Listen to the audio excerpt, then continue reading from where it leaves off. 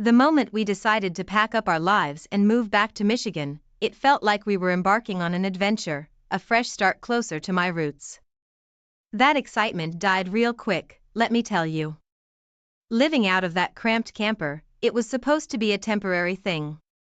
But every day in that tiny space felt like a reminder of how far apart we'd drifted.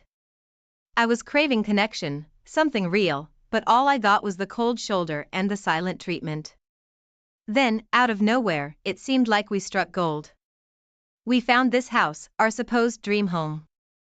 For a hot minute, it felt like we were on to something good, something solid. But as the newness faded, so did my spirits. That house, as beautiful as it was, became my prison. I was itching for an escape, any escape. Weekends became my lifeline. I'd tell him I was spending time with my cousins, soaking up family vibes. But if I'm being totally honest, it was more about getting away from him and our so-called life together. It wasn't long before he caught on, though. The confrontation was inevitable.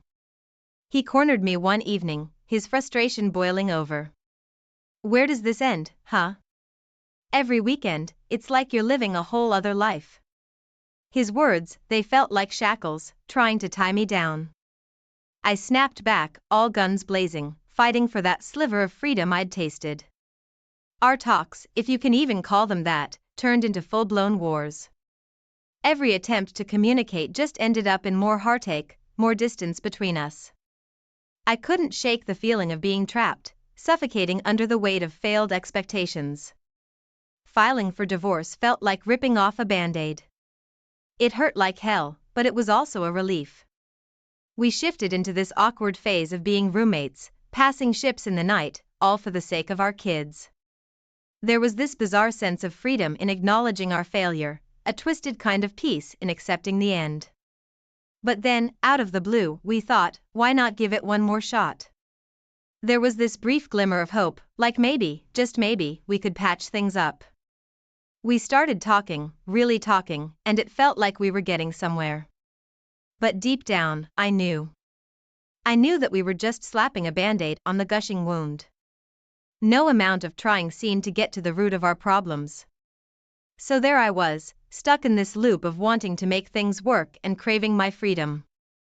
It was like being caught between a rock and a hard place, with no clear way out. Every step forward with him felt like 2 steps back in my own head. And that's where I found myself, tangled up in a mess of my own making, wondering how the hell I was supposed to untangle it. The vacation was supposed to glue us back together, you know? Like a band-aid on a bullet hole. But there I was, staring out the car window, feeling the distance between us grow with every mile. My husband, trying to bridge the gap, kept making small talk, but my responses were as empty as the passing fields. Back home, the silence grew. I found myself diving deeper into my phone, scrolling through social media and gaming apps, looking for I don't even know what. A distraction, maybe? A connection that felt missing in my real life. My online world became my sanctuary, a place where I could be whoever I wanted without judgment. Then came the surgery, gastric bypass. A decision I made for myself, to feel better, to start anew. But recovery was tough, tougher than I anticipated.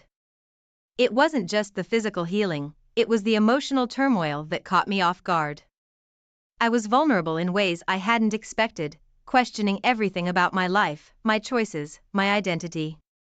That's when I met Alex online. We clicked over shared interests and endless conversations that stretched into the early hours of the morning. Alex got me, understood the chaos in my head when I was still trying to make sense of it myself. It was exhilarating, feeling understood on such a deep level, and terrifying at the same time because I knew what it might lead to. Deciding to meet Alex in person was like stepping off a cliff blindfolded. I told myself it was just to solidify a friendship, but who was I kidding? There was an underlying current there, a pull that was more than platonic, and I was too curious, too starved for that connection, to resist. The weekend with Alex was a blur of emotions, laughter, and revelations. For the first time in what felt like forever, I was completely myself, no holding back, no pretending. It was freeing and utterly terrifying. I hadn't planned to cross lines, but lines were definitely crossed. By the time I left, my heart was in turmoil, filled with guilt and an undeniable excitement for something new, something that felt right in a way nothing had for a long time. Coming home was like stepping into another world. One look at my husband and the guilt hit me like a wave. The hickeys on my neck burned like a brand, a mark of my betrayal. I couldn't hide them, didn't even try. The confrontation was inevitable. He asked without asking, his eyes filled with a hurt that cut me deeper than I thought possible. And I confessed. Everything poured out in a rush, the meeting, the feelings, the undeniable connection I had with Alex. I watched his face crumble, watched the life we'd built together fracture in an instant. The aftermath was a storm of emotions. Anger, betrayal, hurt. It was all there, in his eyes, in the tension that filled our home. I had broken us, shattered our family with my selfishness. The realization was a weight I wasn't prepared to carry, but there was no going back. The path I had chosen was laid out before me, and all I could do was move forward, into the unknown, carrying the burden of my choices. Right off the bat, let me tell you, nothing prepares you for the aftermath of confessing your biggest mistake. The moment I told my husband about the affair, it felt like the world stopped spinning. My words hung in the air, heavy with guilt and an odd sense of defiance. "I'm sorry," I said, staring into his shocked eyes, "but this is about my happiness too." It sounded selfish even to my own ears, but it was my truth, raw and unfiltered. His reaction was a gut punch. The look of betrayal, the hurt that clouded his face, it mirrored the chaos inside me. "How could you?" he whispered, the pain in his voice slicing through me. And just like that, our kitchen, once the heart of our home, turned into a cold courtroom where every word I said felt like another charge against me. The days that followed were a blur of heated arguments and tearful accusations. Our conversations were a messy tangle of emotions, a relentless tug of war between blame and understanding. "I thought we were fixing us," he'd say, voice cracking, and all I could muster was, "I thought so too, but I was just lost." It was a dance of despair, one step forward, two steps back, as we tried to navigate through the wreckage of our marriage. In a moment of desperation, I pleaded for his support. "Can't we just support each other through this? For the kids?" I asked, hoping for a shred of the partnership we once had. His silence was answer enough, a clear sign of how far we'd strayed from each other. Deciding to go through with the divorce felt like signing a pact with the devil. It was a choice laced with pain and promise, a step towards a future that was as daunting as was necessary. I knew it meant tearing our family apart, but part of me yearned for the freedom it promised, a chance to explore this new version of myself that I couldn't ignore. The backlash was swift and brutal. Our families, once our biggest supporters, became our harshest critics. Phone calls turned into battlegrounds, with disappointed parents and bewildered siblings on the other end, unable to grasp how we got to this point. "You're throwing everything away," my mother-in-law cried, her words a heavy weight on my already burdened conscience. Amidst the storm of judgment and anger, I found myself clinging to the faint hope that this upheaval would lead to some semblance of happiness. It was a gamble, betting on the unknown over the familiar misery that had become my life. But as I stood on the precipice of this new beginning, I couldn't help but wonder if the price of my happiness was too high, if the quest for self-fulfillment was worth the collateral damage it caused. Navigating the fallout was like walking through a minefield, every step fraught with potential disaster. Conversations with my husband became strategic negotiations, each of us trying to salvage what we could for the sake of our children, while our families looked on in dismay, their disappointment a constant reminder of the failure they believed we embodied. In the end, the decision to end our marriage wasn't just about leaving my husband, it was about confronting the reality of who I had become and who I wanted to be. It was a journey marked by pain, discovery, and the daunting task of rebuilding from the ashes of our shared past. As I faced the uncertain road ahead, I couldn't shake the feeling that I was stepping into a new chapter of my life, one that was entirely mine to write. Entangling our lives was like pulling at threads that refused to break. Every document signed, every picture taken down, felt like erasing a part of who we were together. This is harder than I thought, I muttered to myself, sifting through years of accumulated life, each item a testament to a shared past now splintering at the seams. The weight of my decisions pressed down on me, a heavy cloak of regret and what-ifs. I could see the toll it took on everyone around us, especially the kids. Their confused faces haunted me, a constant reminder of the irreversible damage my pursuit of happiness had caused. "Are you okay, Mommy?" they'd ask, their innocence making the burden even heavier. My husband's silence was perhaps the most deafening. Gone were the arguments, the heated exchanges that marked our last months together. Now, there was only resignation, a quiet acceptance that spoke volumes of the pain we both felt. "I just want you to be happy," he said one day, his voice so low it was almost a whisper. That sentence echoed in the spaces of our home, a stark contrast to the life we once filled it with. Signing the divorce papers felt like etching our failures into stone, a permanent mark of an era ending. The finality of it all was overwhelming. "So, this is it," I said, handing him the last of the paperwork. Our hands brushed briefly, a tactile goodbye to a relationship that had weathered storms only to sink in calm waters. Packing up my life into boxes, I stumbled upon relics of our happier times. A photo from our first vacation together, the kids' baby clothes, a random note he'd left me years ago. Each item was a piece of a puzzle we'd no longer complete.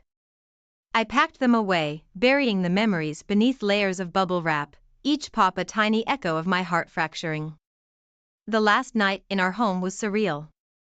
The silence was a living entity, filling the rooms with the ghosts of laughter and love that once dwelled there. I wandered from room to room, touching walls, flicking switches, imprinting the feel of the house into my memory. "Goodbye," I whispered into the emptiness, a farewell to more than just a physical space. Leaving was anticlimactic. I expected tears, dramatic farewells, but there was only the soft closing of the door, the click of the lock sealing away a chapter of my life. My husband stood in the doorway, a figure framed in the threshold of our past and my uncertain future. "Take care," he said, and I nodded, unable to trust my voice. The drive away was a mix of relief and dread. The open road before me symbolized freedom, but also the unknown. I glanced in the rearview mirror, the house receding into the distance, a symbol of all I was leaving behind. The road stretched out, a blank canvas, and I realized that this journey was not just about moving to a new place but about finding who I was in the space between who I had been and who I wanted to become. Diving headfirst into this new chapter of my life felt like jumping off a cliff blindfolded. The realization that my choices had irreversibly altered the course of not just my life but also those of my kids and ex-husband was a sobering thought that gnawed at me during the quiet nights. What have I done? Wasn't just a rhetorical question anymore. It was a heavy stone in my stomach, a constant reminder of the ripples caused by my actions. Meeting my new partner for the first time was surreal. There was this mix of excitement and fear, a cocktail of emotions that left me dizzy. "Are we really doing this?" I asked, half expecting them to bail on this complicated mess that was my life. But their reassuring smile was all the answer I needed. We were in this together, for better or worse. But merging our lives wasn't the romantic adventure I'd imagined. It was hard, way harder than I expected. Everything from deciding whose couch to keep to navigating our blended family dynamics felt like navigating a minefield. "Why can't this just be easy?"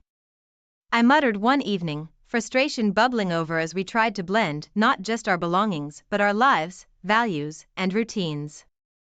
Our community's reaction was a bucket of cold water thrown on the fiery dream of starting anew. Whispers, stares, and outright hostility greeted us at every turn. I thought we left high school behavior behind. I joked weakly, trying to brush off the snide remarks at the grocery store.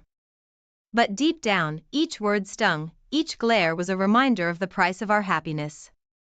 The hardest hit, though, was my relationship with my children. Trying to maintain our bond amidst the chaos felt like holding on to sand. The harder I tried, the quicker it seemed to slip through my fingers. "Mommy, why does everyone look at us funny?" my youngest asked one day, and my heart broke a little more. How do you explain to your child that the path to finding yourself can sometimes lead you through thorns? The high cost of my self-discovery journey was a bitter pill, indeed. It was a lonely road, paved with loss and regret. Was it worth it? Became a question I asked myself daily, usually in the dead of night when the world was silent, and I couldn't drown out my thoughts with busyness. Seeing my ex-husband for the first time after everything went down was like walking into a storm. Our conversation was cautious, a delicate dance around the many elephants in the room. "We need to figure out how to co-parent in this mess," he said, his voice strained but calm. It was a stark contrast to the fiery arguments of our past, a reminder of everything we'd lost in our quest for personal happiness. Trying to establish a new normal for our kids was like assembling a puzzle without the picture on the box. Every day brought a new challenge, from explaining our new family dynamics to dealing with their emotions and questions. "We're still a family, just a different kind," I explained, hoping to ease their confusion and pain. The first holiday apart was a stark reminder of the life we once shared. Memories of laughter, love, and unity contrasted sharply with our current reality, making the holiday season more a time of mourning than of celebration. "I miss how things used to be," my oldest confessed one night, and his words echoed my own hidden feelings. Navigating this new world, I was constantly reminded of the price of my decisions. The joy of discovering myself and pursuing happiness was tempered by the realization of the pain it caused. As I forged ahead, trying to blend our lives and heal the wounds, I couldn't help but wonder if the destination would be worth the tumultuous journey. Just when I thought I'd hit rock bottom, life threw me a lifeline, or so it seemed. A few family members, seeing the turmoil and backlash, started reaching out.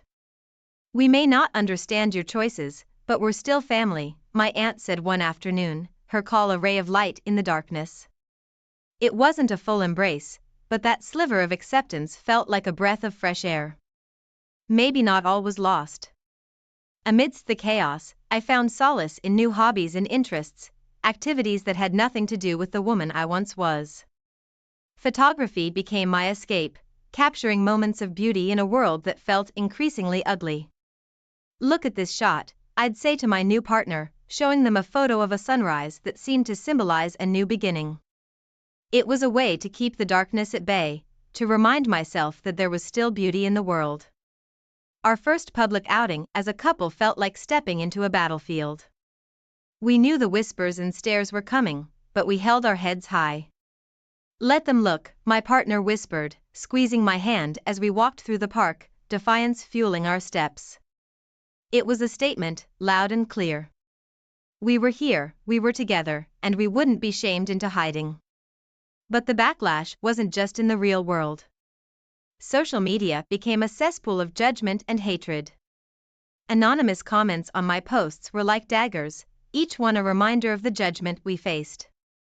"You should be ashamed." One read, and even though I tried to brush them off, they left marks that were hard to ignore. Then came the first legal challenge related to our children. My ex-husband, pushed by his family's disapproval, filed for full custody, citing my instability. Sitting in that cold courtroom, listening to the case being made against me, was one of the lowest points of my life. "This isn't about us. It's about what's best for the kids," he said outside the courtroom, but all I could hear was the sound of doors. Who knew a promotion could flip your world upside down? That's exactly what happened to me. I was over the moon when I got the news at work. My new boss, Mr. Carter, was the talk of the office, charming, with a smile that could light up any room. He had this way of making you feel like you were the only one in the room when he talked to you. Life at home started to change, though. I found myself constantly thinking about work, even when I was with Jack, my husband. I guess he noticed it too. He'd make comments like, "You're a million miles away," or, "What's got you so preoccupied?" I just brushed it off, telling him it was the stress of the new role. Then came the late nights. I'd always been a bit of a workaholic, but this was different. Projects with Mr. Carter kept me at the office till past midnight more times than I could count. Jack wasn't thrilled, obviously. I could sense his frustration, but the work just felt too important, too engaging to put off. One night, I came home to find Jack sitting at the kitchen table, my phone in his hand. His face was a mix of anger and disbelief. He'd found the texts. Mr. Carter and I had been messaging a lot. Sometimes it was flirty, I admit. I never thought it was a big deal, just harmless banter. But seeing it through Jack's eyes, I could tell he saw it as a betrayal. "Is there something going on with you and your boss?" he asked, voice trembling with a cocktail of emotions. I was shocked, not just by his question, but by the accusation in his tone. "You're being paranoid, Jack," I said, trying to sound calm. "It's just work stuff, you wouldn't understand." But even as I said it, I knew it sounded hollow. Jack wasn't convinced. He kept pushing, his voice getting louder, his questions more pointed. I felt cornered, misunderstood. "Why can't you trust me?" I snapped back, but deep down, I knew why. Those late nights, the texts, my distant behavior, it was all adding up to a picture I hadn't intended to paint. In that moment, I saw something in Jack's eyes I hadn't seen before. A mixture of hurt and suspicion that shook me to my core. But I was too wrapped up in my new world to see the warning signs, to realize the path I was heading down. It was a confrontation that changed everything, and not for the better. I walked away from that argument feeling more alone than ever, trapped between the life I had built with Jack and the exhilarating new world I was stepping into at work. I remember the day everything spiraled out of control. It started like any other, but the tension in our house was palpable. I had become increasingly dismissive of Jack and everything that used to matter. Family dinners, movie nights, even just chatting over coffee seemed like a chore. My mind was always elsewhere, caught up in the whirlwind of my new job. That's when the gifts started appearing. Beautiful, expensive things that I'd never dream of buying myself. A sleek designer handbag, a pair of diamond earrings that sparkled like stars. Jack raised his eyebrows when he saw them. "Rewards from work," I lied smoothly, brushing off his suspicion. I could tell he didn't buy it, but what could he say? He knew as well as I did that our finances couldn't afford such luxuries. Then came the business trips. I'd never traveled so much for work before, but with Mr. Carter at the helm, it seemed like there was always some crucial meeting or conference. Weekend getaways, overnight stays in luxurious hotels, it was exhilarating. I told myself it was all for my career, but deep down, I knew it was more than that. One trip, however, changed everything. I was in New York, and I thought Jack had no idea. But as I walked through Central Park, hand in hand with Mr. Carter, I felt someone's eyes on me. Turning around, I saw Jack, his face a mask of shock and betrayal. The confrontation that night at the hotel was explosive. Jack was heartbroken, his voice shaking with anger and sadness. "How could you do this to us?" he demanded, his eyes searching mine for an answer I didn't have. The room felt suffocating, the air thick with unspoken accusations and shattered trust.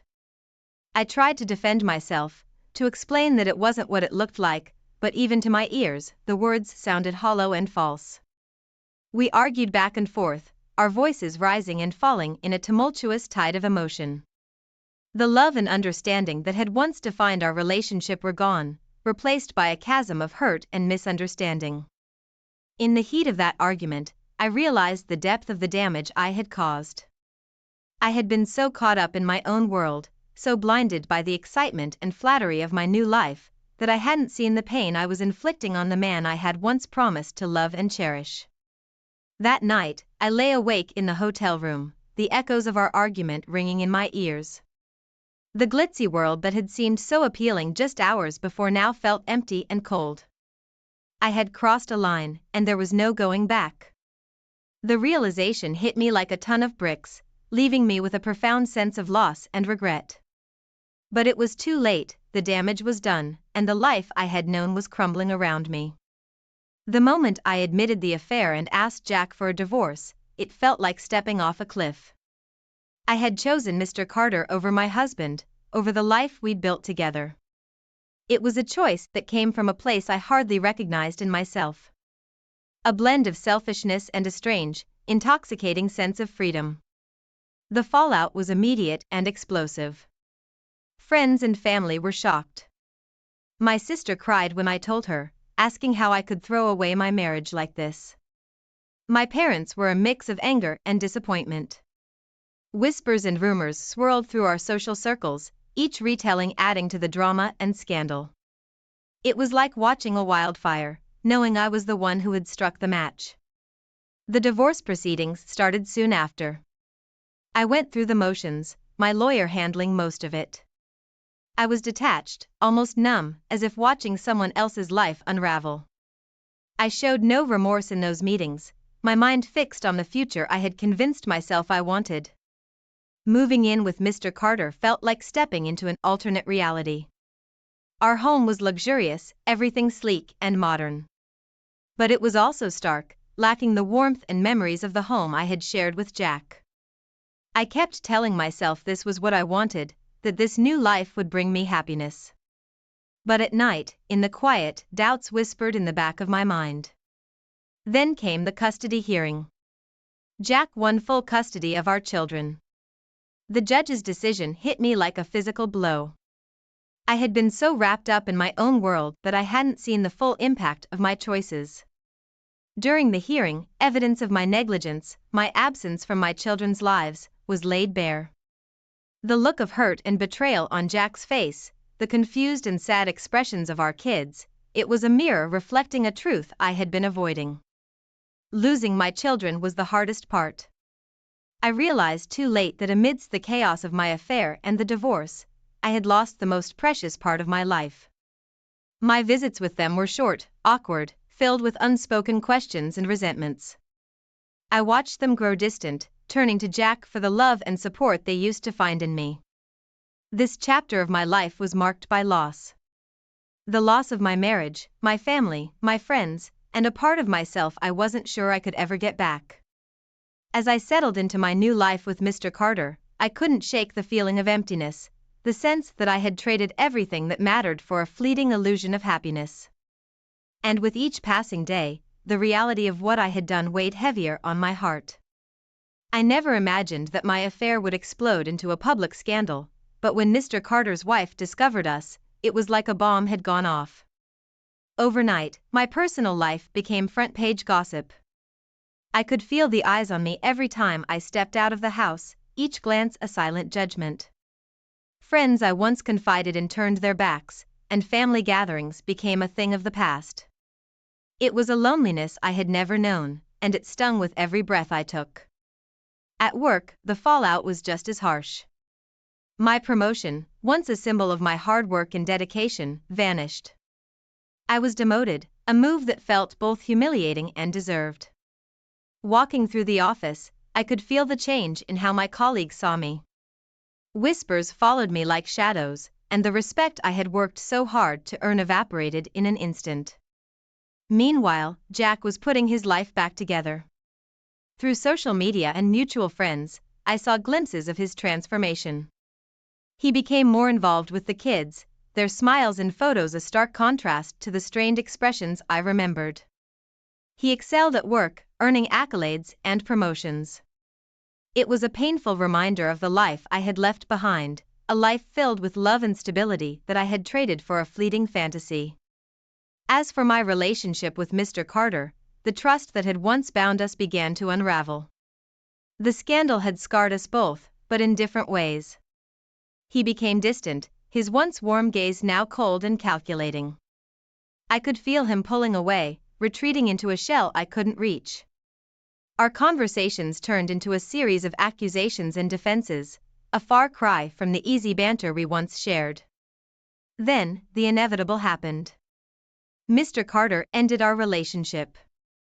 It was a brief conversation, devoid of the emotion that had once fueled our connection. I was left reeling, the finality of his words echoing in my mind. In that moment, I realized how much I had lost: my husband, my family, my career, and now the man for whom I had risked it all. I was devastated, but more than that, I was lost. The future I had envisioned, built on dreams and desires, had crumbled to dust. The irony wasn't lost on me: in my pursuit of happiness, I had ended up more alone than ever. The reality of my choices settled around me like a heavy shroud, and I struggled to find a way forward in a world that seemed to have turned its back on me. That chapter of my life closed with a painful finality, leaving me to face the consequences of my actions. It was a harsh lesson in the cost of betrayal, a reminder that the grass isn't always greener on the other side. And as I picked up the pieces of my shattered life, I couldn't help but wonder if I would ever find a way to move on from the wreckage I had created. In the aftermath of everything, I found myself grappling with a harsh reality. Desperate and alone, I reached out to Jack, hoping for some kind of reconciliation. I guess a part of me clung to the hope that we could rebuild what I had so carelessly shattered. But when we met, his refusal was firm, his words final. There was no anger in his voice, just a quiet resignation that cut deeper than any argument.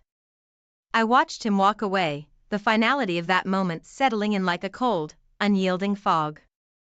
Around the same time, my career took another hit. The company announced a restructuring, and my position was one of the first to go.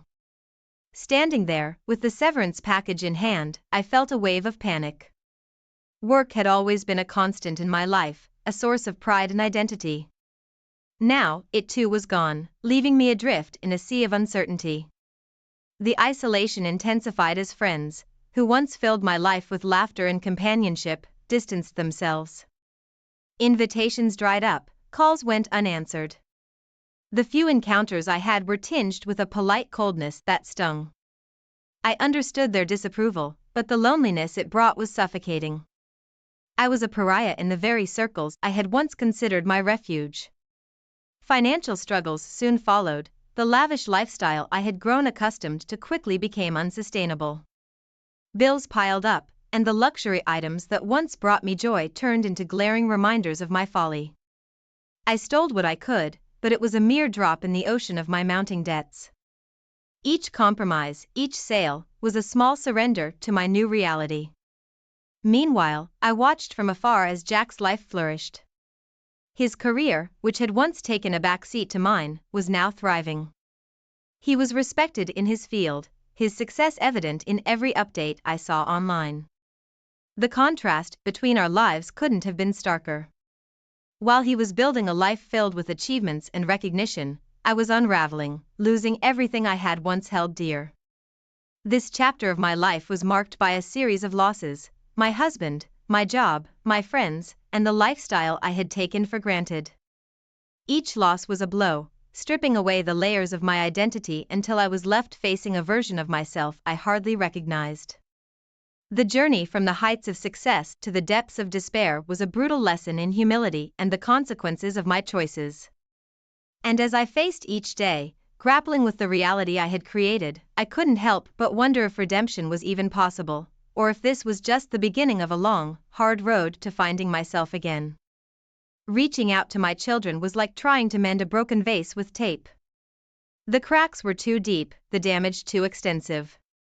Their eyes, once filled with warmth when they looked at me, now held a mix of hurt and resentment. Every attempt at conversation was met with short, clipped responses. I could feel the invisible wall they had built around themselves, a barrier born from my own neglect.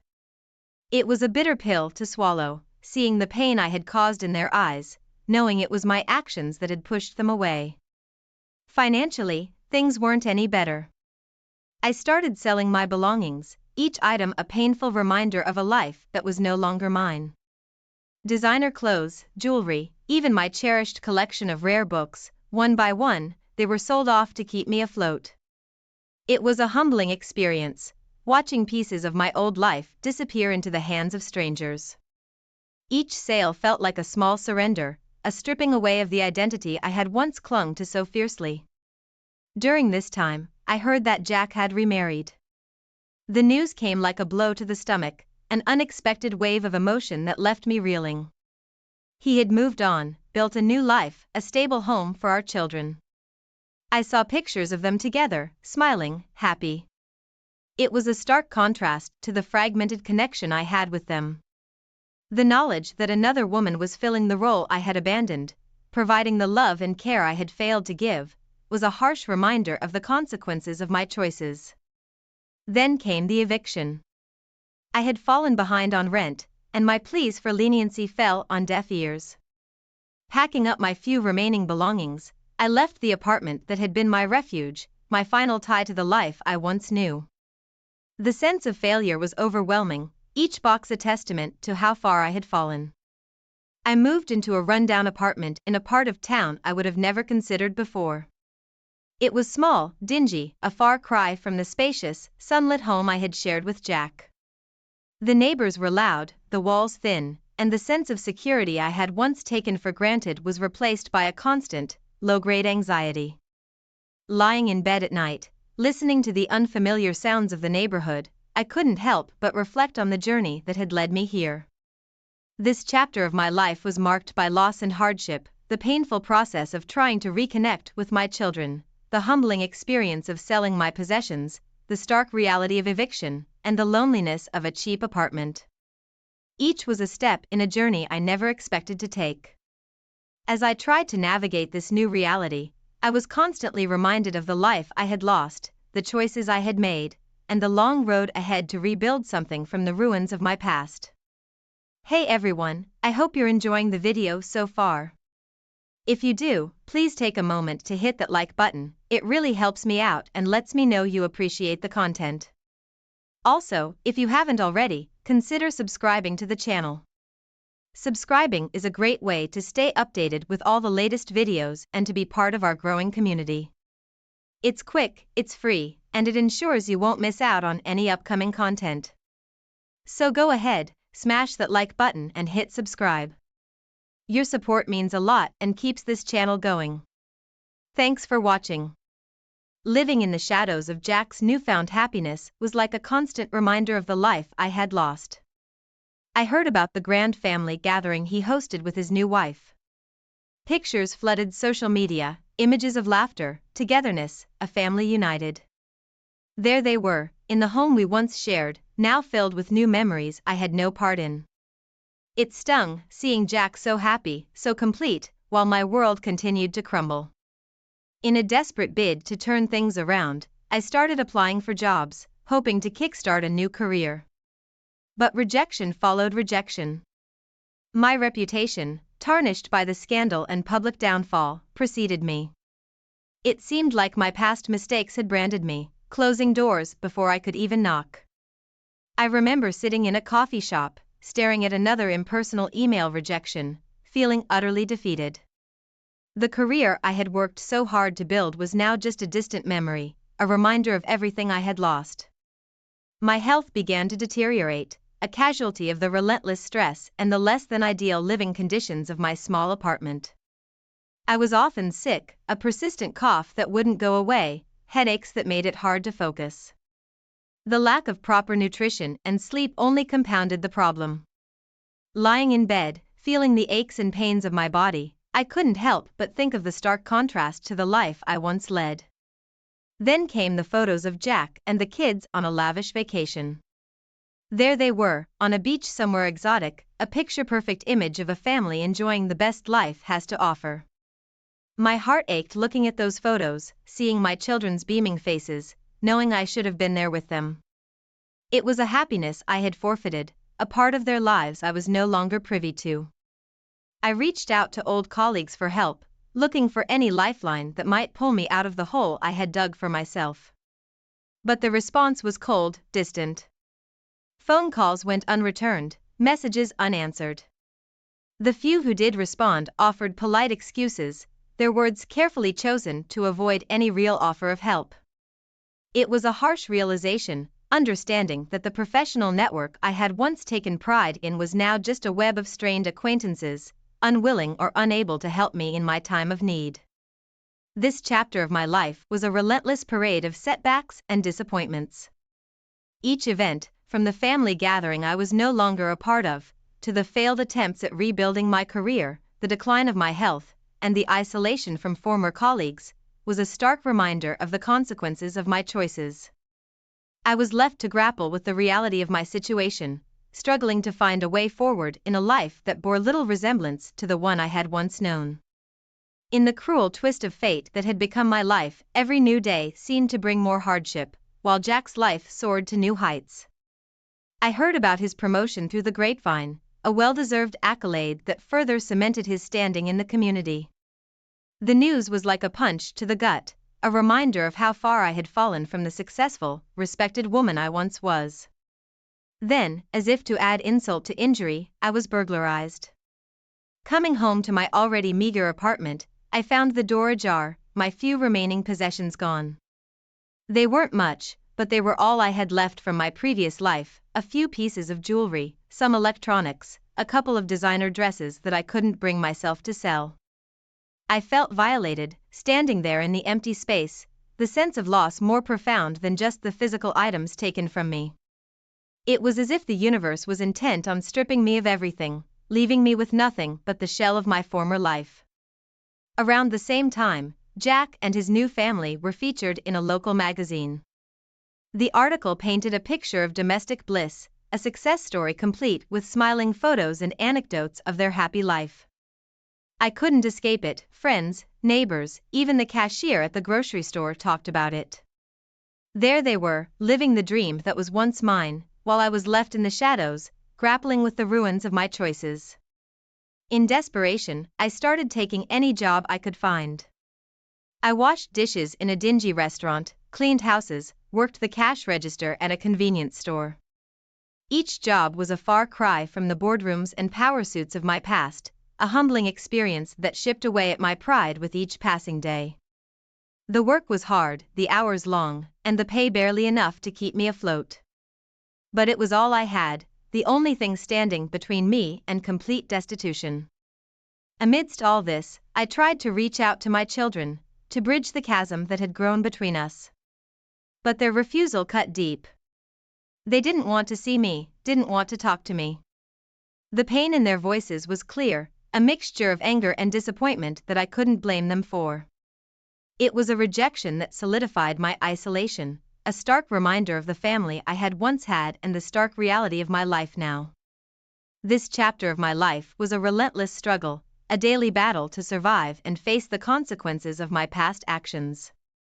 The contrast between my life and Jack's was a bitter pill to swallow, each new development a reminder of the stark difference between our paths. As I navigated the challenges of menial jobs, dealt with the emotional pain of losing my belongings, and grappled with the rejection from my children, I was constantly reminded of how far I had strayed from the person I once was. The journey was a hard one, filled with moments of despair and loneliness, but it was the path I had chosen, and now I had to walk it, one difficult step at a time. It felt like I was living in a parallel universe, where every success of Jack's mirrored a failure in my life. The news of him receiving a community award was just another reminder of our diverging paths. There he was, recognized and celebrated for his contributions, a pillar of the community. Meanwhile, I was struggling to keep my head above water, a far cry from the woman who once stood by his side. Health issues started creeping up on me, making it increasingly difficult to maintain steady employment. The long hours and physical strain of the menial jobs I had taken on began to take their toll. I was frequently ill, which led to missed workdays and, eventually, lost jobs. It was a vicious cycle. The more my health declined, the harder it became to work, and the more my financial situation deteriorated. Around the same time, I heard that Jack and his new family were moving into a luxurious new home. The images on social media showed a beautiful, spacious house, the kind of place I once called home. There they were, creating a new life in a new home, while I was struggling to find a place to sleep at night. The contrast between our lives couldn't have been more stark. Then, as if to add insult to injury, I faced eviction again. With no steady income and mounting bills, I couldn't keep up with the rent. Packing up the few belongings I had left, I left the apartment that had been my refuge in my downward spiral. The shelter was my last resort, a place I never imagined I'd end up. The first night there, lying on a thin mattress in a room filled with strangers, I couldn't help but reflect on the surreal turn my life had taken. Meanwhile, Jack's children, my children, were thriving. I saw updates online, pictures of them excelling in school, winning awards, smiling in their extracurricular activities. They looked happy, well-adjusted, a testament to the stable life Jack had provided. It was a bittersweet feeling, knowing they were doing well, but also knowing I had no part in their success. I missed them terribly, but their lives had moved on without me. This chapter of my life was a study in contrasts, Jack's increasing success and positive public image against my ongoing struggles and declining health. Moving to a shelter while he moved to a new home was a harsh physical representation of the different paths our lives had taken. And seeing my children flourish from a distance, unable to share in their joys or achievements, was a constant reminder of the consequences of my choices. It was a period marked by loss, hardship, and reflection. A time when the stark reality of my situation was impossible to ignore. There's something about hitting rock bottom that makes you desperate to find meaning in the chaos. That's why I started writing a book about everything that had happened: my rise, my fall, the choices I made, and the consequences that followed. I poured my heart and soul into those pages, hoping that by sharing my story, I could find some redemption, maybe even help someone else avoid the mistakes I made. But it seemed the world wasn't ready to hear what I had to say. Publisher after publisher turned me down. The rejections piled up, each one a reminder that my story, my life, wasn't the comeback tale I had hoped it would be. While I faced rejection and isolation, Jack's life continued to blossom. I heard through the grapevine that his new wife had given birth. They added a new member to their family, a joyous occasion that brought them even closer together. I saw pictures online, the three of them radiating happiness. It was a stark contrast to my own life, a life that seemed to be defined more and more by absence and loss. My social circles, the ones I used to thrive in, had long since moved on without me. I became a distant memory, a cautionary tale whispered about at parties I was no longer invited to. Friends I once considered close were now just people I used to know. It was as if I had become a ghost in my own life, present but invisible, remembered but not missed. Meanwhile, Jack's journey seemed to have come full circle. I heard him speak at a community event, a recording shared online. He talked about his challenges, his growth, and the gratitude he felt for his current life. His words were full of wisdom and acceptance, a testament to the strength of his character. He had faced adversity and come out stronger, surrounded by a family who loved and supported him. Listening to him, I couldn't help but feel a pang of longing for the life I once shared with him, a life that now seemed like a distant dream.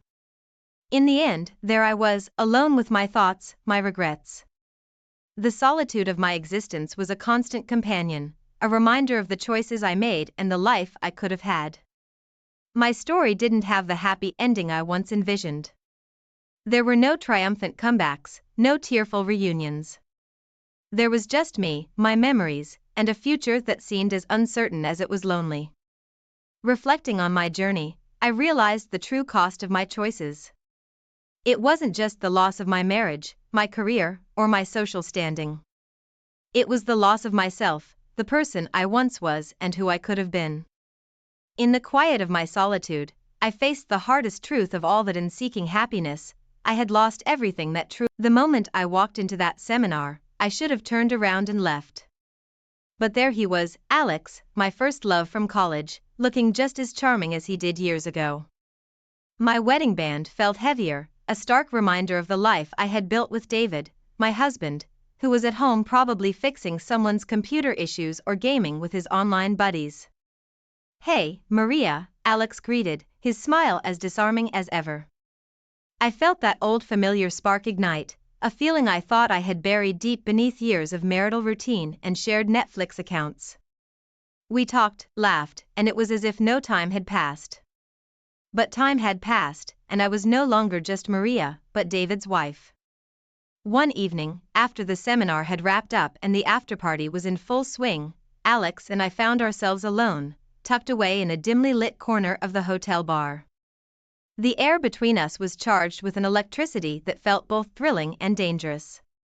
One drink, I told myself, ignoring the warning bells in my head. One drink turned into several, and before I knew it, Alex's lips were on mine. The guilt hit me like a wave the moment we parted, a stark reminder of the betrayal I had just committed. This was a mistake, I whispered, a promise to myself that it was a one-time slip. But promises, much like glass once shattered, are hard to piece back together. The one-time slip spiraled into several months of secret rendezvous. I was leading a double life, juggling my role as a loving wife to David with the exhilaration and guilt of my affair with Alex. It was a balancing act that left me exhausted and torn. Then came the close call. David, ever so trusting, stumbled upon a message from Alex on my phone. "Who's Alex?" he asked, a simple question loaded with suspicion. "Just a new client who needs legal advice," I lied smoothly, hating how easily the deception rolled off my tongue. David believed me, his trust in me as unwavering as ever, and I felt a pang of shame for abusing it. Realization dawned on me like a cold shower. The risk of losing everything I cherished was too high a price to pay for fleeting moments of passion. I ended things with Alex, deleting his number and blocking him on all social media platforms. "It's over," I told myself, trying to forget the memories, the laughter, and the intimacy we shared. Our vacation in Italy was supposed to be a fresh start, an attempt to rekindle the romance between David and me.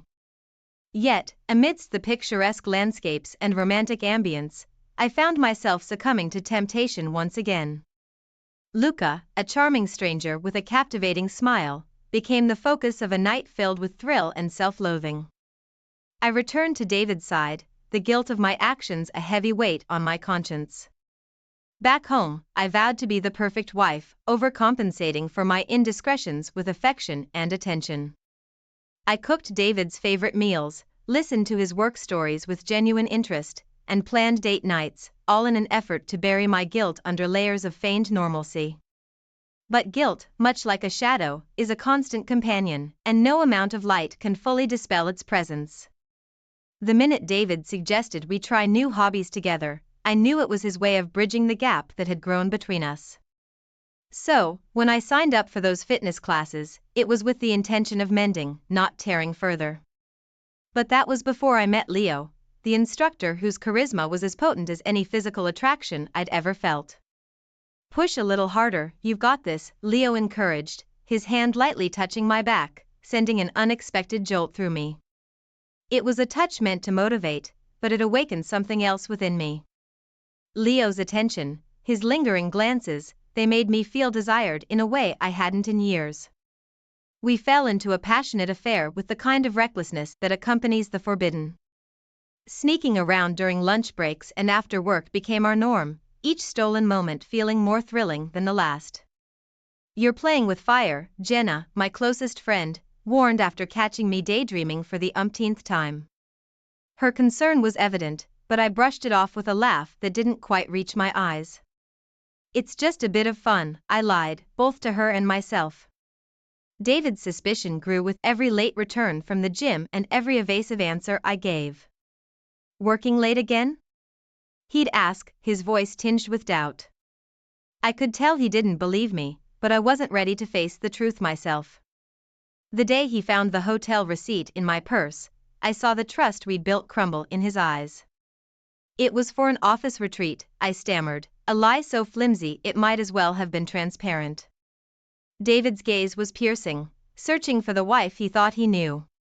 His next move was silent but devastating. A GPS tracker in my car, an invisible chaperone documenting my deceit. I continued to meet Leo, blissfully unaware of the net closing around us. It wasn't love, but the escape from reality he offered was intoxicating. The inevitable came when a colleague, a mutual friend of David and me, saw me with Leo. Bound by a sense of loyalty to David, he told him everything. The confrontation that followed was unlike anything I'd imagined. David, armed with undeniable evidence, his face a mask of betrayal and hurt, shattered the last vestiges of our marriage.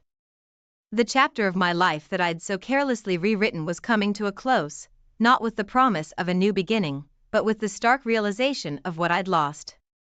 David's trust, once my sanctuary, now lay in ruins, a casualty of choices I couldn't take back. The moment David walked through the door, evidence in hand, my heart sank into an abyss from which I knew there'd be no return. "I want a divorce," he said, his voice a cold blade slicing through the last thread of hope I clung to. His eyes, once filled with love, now bore into me with a heartbreak and rage that silenced any plea for forgiveness I might have mustered. I tried, though. God, how I tried. "David, please, let me explain." I begged, reaching for him, only to be met with a step back, his gesture a clear boundary I could no longer cross. My apologies, my tears, they meant nothing. The man I loved, the man I had vowed to spend my life with, was gone, replaced by a stranger wearing David's face, his heart hardened by my betrayal. The divorce was swift, a blur of legal formalities that stripped me of not just my marriage but everything we had built together. David, fueled by a vindictiveness I had never seen in him, made sure I left with nothing but the clothes on my back and a few personal belongings. I was cast out, not just from our home, but from the life I knew.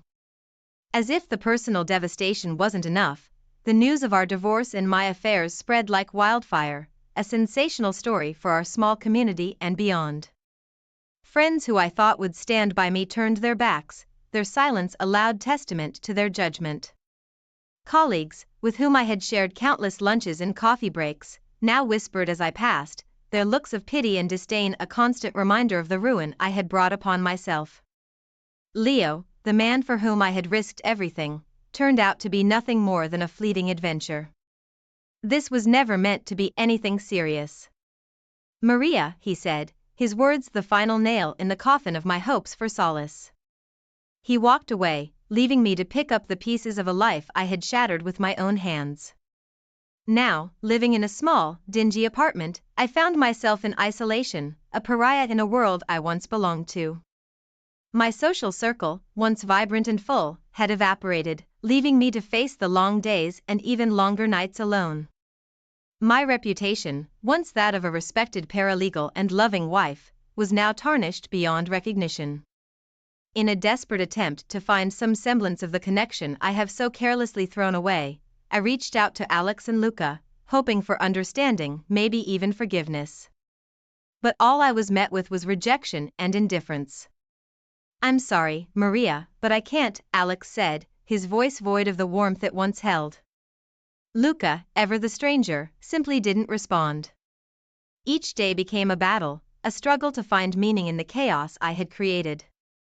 The guilt, the loneliness, the sheer weight of my actions bore down on me, a constant companion in my newfound solitude.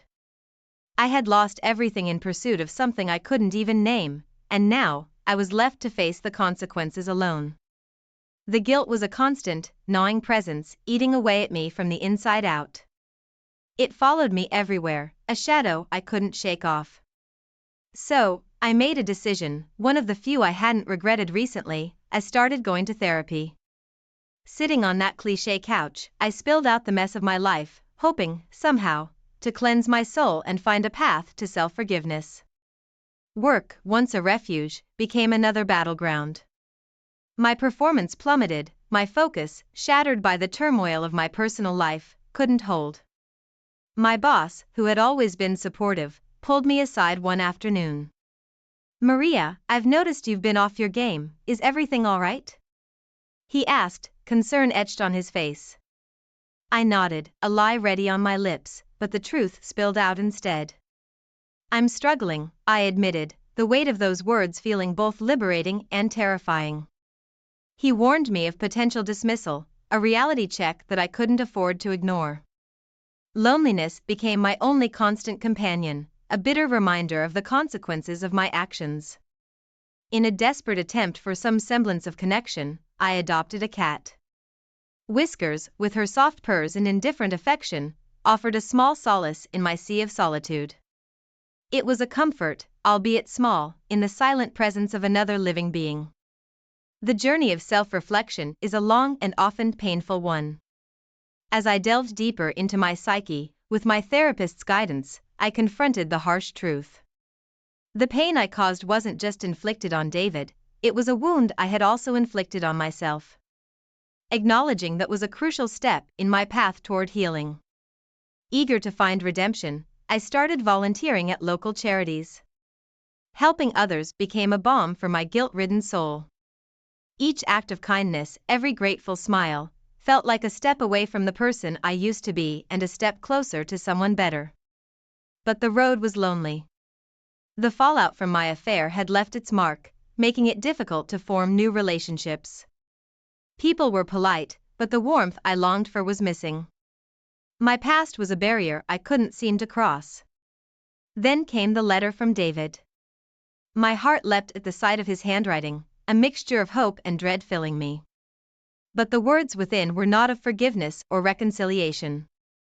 It was a final goodbye, a closure he needed, and perhaps, deep down, so did I. The letter was a poignant reminder of all that was lost, a love that once was but would never be again. The chapter of our lives together was closed, permanently, by the very hand that once vowed to hold mine through thick and thin. The finality of it was a sobering reminder of the consequences of my choices. Yet, it also marked the beginning of a new chapter, one where I could hopefully rebuild from the ruins of my past, a journey of redemption and self-discovery. The night before my move, I couldn't sleep. My past, a tangled web of lies and betrayal, played on a loop in my mind. The weight of what I had done, the innocence I had corrupted, and the love I had shattered felt suffocating. I need to leave, I whispered into the darkness, a vow to myself to seek redemption, to start anew away from the ghosts that haunted me. Dawn broke, bringing with it a sense of urgency. I packed the last of my belongings into my car, the compact space a stark reminder of how much I had lost. The drive to the new city was a blur, each mile a step further from my old life, each turn a twist away from the person I used to be. The new city, with its bustling streets and unfamiliar faces, was both a promise and a challenge. I hit the ground running, determined to rebuild my life from the ground up. But finding employment proved to be a hurdle I hadn't fully anticipated. My scandal, like a shadow, followed me, whispered doubts filling the ears of potential employers. "We'll be in touch," they'd say, a polite dismissal that left me feeling despondent. Eventually, a small law firm took a chance on me. The relief I felt was palpable, a tangible sign that perhaps I could turn things around. "We believe in second chances," the senior partner said, a statement that felt like a lifeline. I poured myself into my work, grateful for the opportunity to prove that I was more than my mistakes. Starting over wasn't just about finding a new job or moving to a new city, it was about redefining who I was. I vowed to live a life of honesty and integrity, lessons learned from the pain I had caused. It was a promise not just to myself but to those I had hurt, a silent plea for forgiveness I knew I might never receive. Reaching out to mutual friends of David and me was like walking a tightrope. The responses varied, some forgiving, offering tentative olive branches, while others were not ready to forget the past. Each interaction was a reminder of the bridges I had burned and the long road to reconciliation that lay ahead, should it ever come. In the midst of my attempts to rebuild, I found solace in writing. I started a blog, sharing my story anonymously. It was a cathartic release, a way to confront my demons and, hopefully, help others avoid the pitfalls that had ensnared me. If my story can prevent even one person from making the mistakes I did, then sharing it will have been worth it, I reasoned. Each word typed a step towards healing. This chapter of my life, unlike any before it, was marked by a stark honesty and a relentless pursuit of redemption. It was a journey fraught with challenges, but also filled with small victories, each one a testament to the strength it takes to start over. The road ahead was uncertain, but for the first time in a long time, I felt a glimmer of hope that maybe, just maybe, I could forge a path forward, one step at a time. The night I hit publish, on my latest blog post, my heart raced with a mix of fear and liberation. Sharing my story, raw and unfiltered, felt like shedding a skin, leaving my vulnerabilities exposed to the world. To my surprise, the response was overwhelming. Comments poured in, not with judgment, but with empathy and understanding. I had found a community, a virtual embrace from strangers who appreciated my honesty and vulnerability. It was a small beacon of light in the otherwise dark expanse of my journey. Yet, when the screen dimmed and the world outside my window fell silent, the loneliness crept back in. Nights were the hardest. Guilt and regret were my constant companions, whispering reminders of what I had lost. I tossed and turned, replaying my mistakes, wondering how different things might have been if I had chosen differently. Therapy sessions became my lifeline, a space where I could unravel the knots of my past actions. Understanding the roots of your actions is the first step towards healing, my therapist would say, her voice a calm in the storm of my emotions. It was in these sessions that I learned the importance of self-improvement and forgiveness, not just of others, but of myself. To quiet my mind and escape the whispers of the night, I took up running. The rhythmic pounding of my feet against the pavement, the steady breaths filling my lungs, became a meditation. With each run, the weight on my shoulders felt lighter, the path ahead clearer. It was on one of these runs that I met Ella. Our conversations began with hesitant smiles and brief exchanges about the weather. But as the miles and days passed, a friendship blossomed. Ella, with her easy laugh and open heart, became a bridge to a world I thought I had lost forever. She was my first step towards social recovery, a reminder that not all was lost.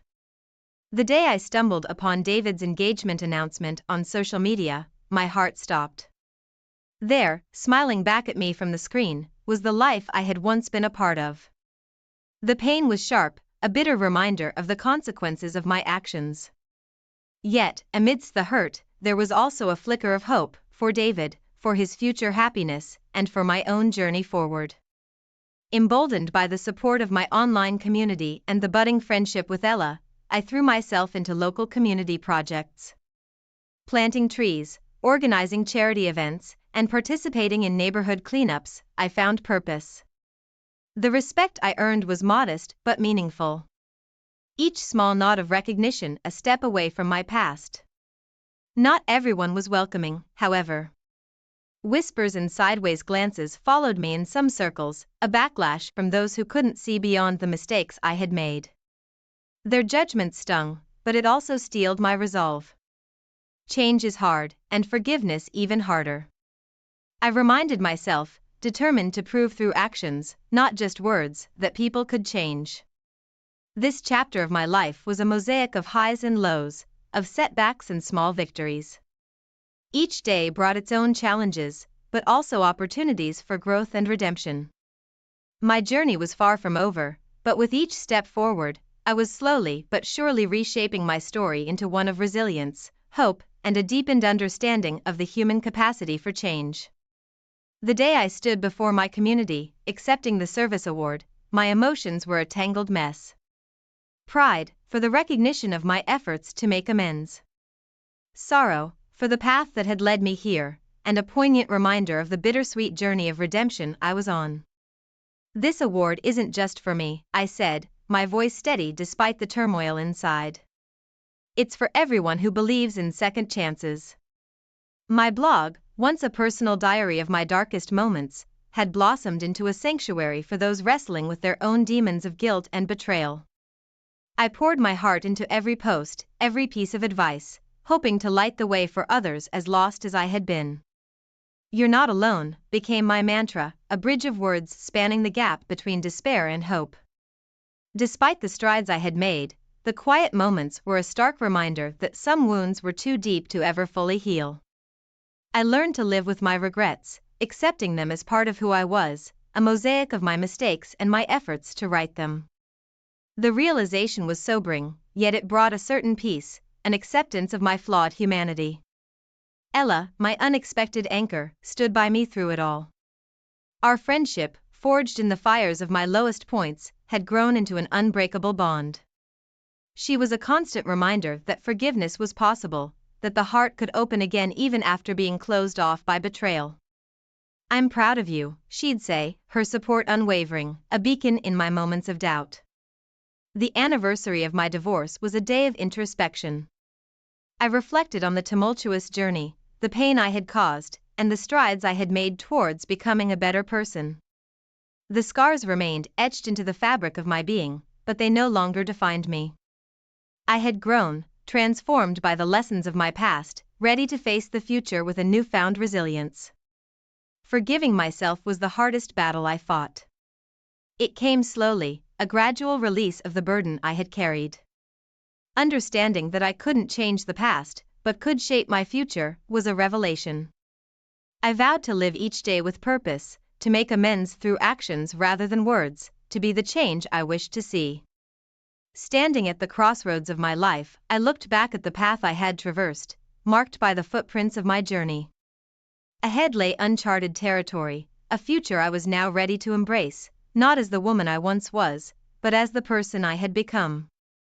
I was forever marked by the choices of my past, living with the knowledge of their irrevocable consequences.